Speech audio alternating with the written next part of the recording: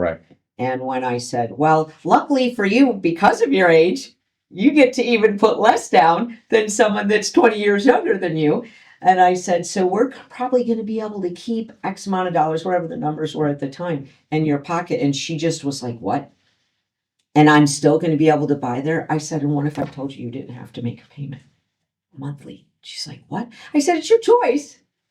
So she is so sweet. When I call and check on her, she went from a house here or a condominium here to a home.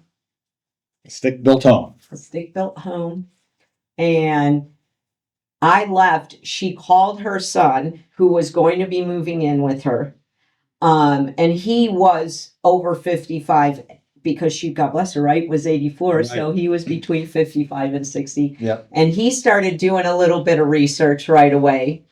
And so I literally came back the next day and I went through more of this process and got her all hooked up. And like when I call and check on her, she literally calls me her angel because she has a substantial savings. She's able to buy a property she did not think she could buy. Yeah.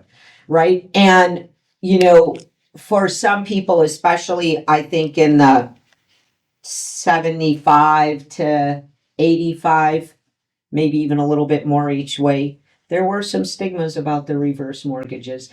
And so some people will shut it down, but if they let us explain and we can go over the things that are myths, right, or that have changed, the opportunity there is amazing. And so to have those opportunities, it's fantastic. And so that was just wonderful.